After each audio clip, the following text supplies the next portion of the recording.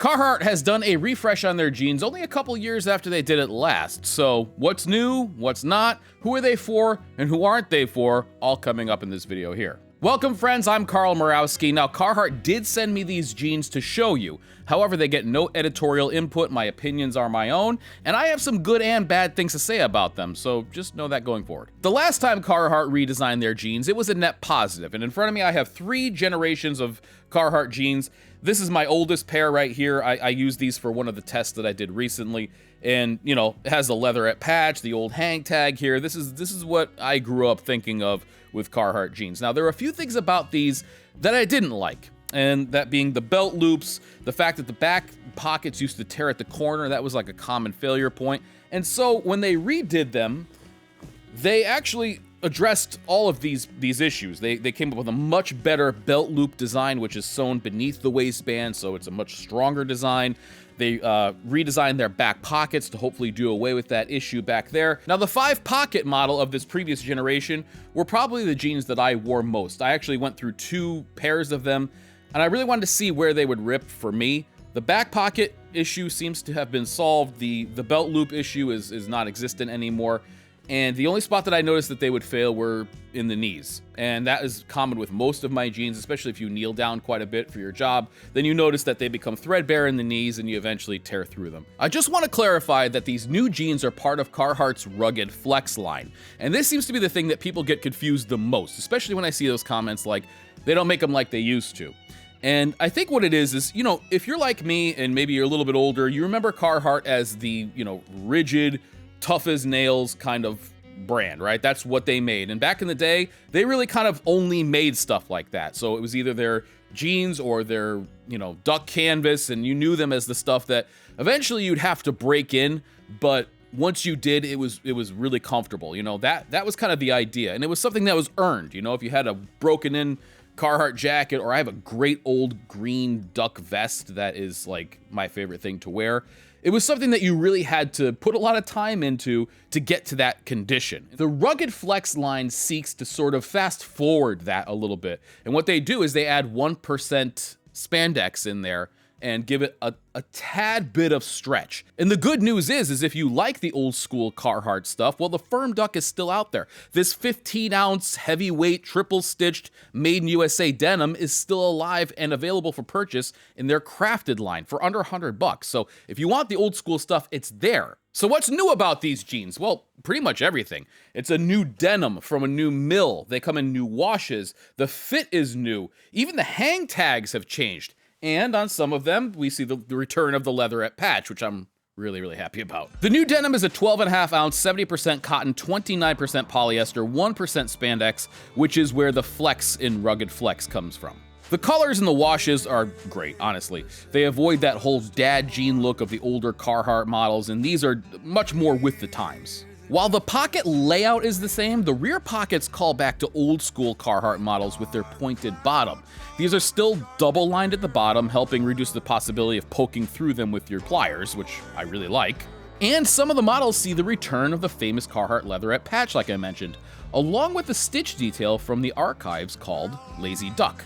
Now, if all of this, the leatherette patch, the Lazy Duck stitch detail, is just too much butt bling for you, well, they still have the versions with the fabric patch and a straight stitch. So depending on which one you prefer, you know, you can get what you want.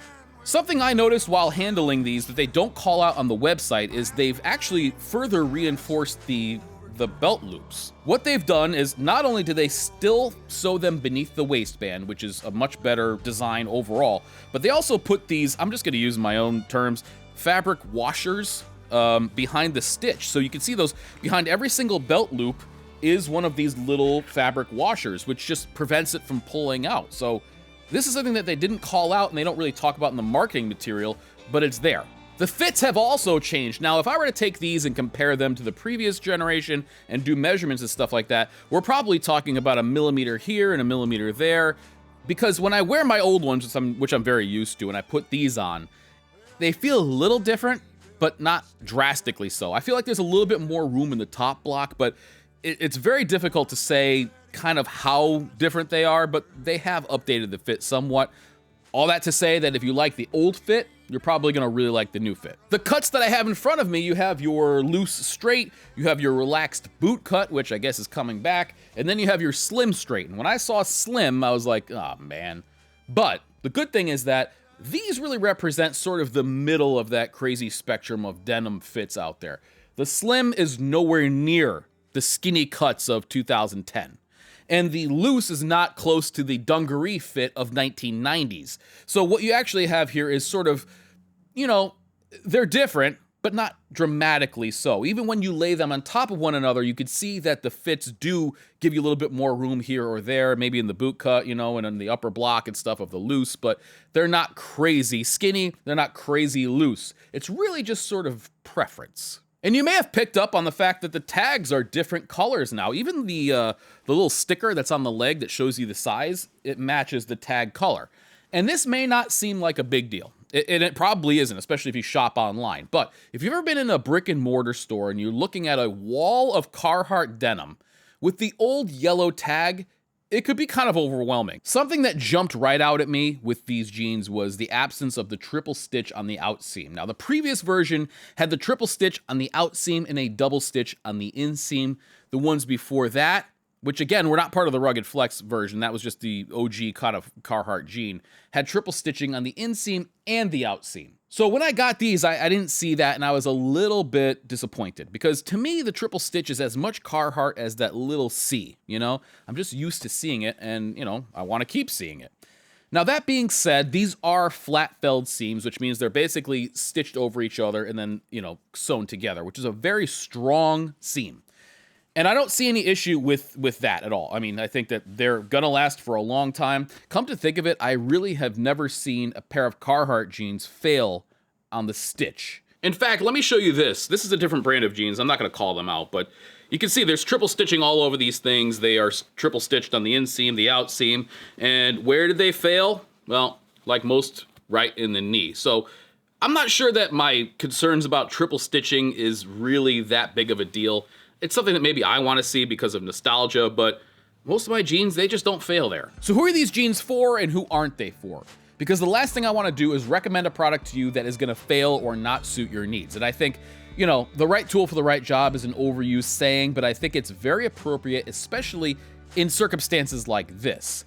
Now, if what you need is the most durable jean and, you know, something that really prizes durability and toughness ahead of everything else, I would steer you towards, like I said, the 15-ounce, 100% cotton, made in the USA, double knee, still under $100, crafted series from Carhartt. That right there is gonna be, you know, a durability monster. You have 2 layers of 15-ounce denim.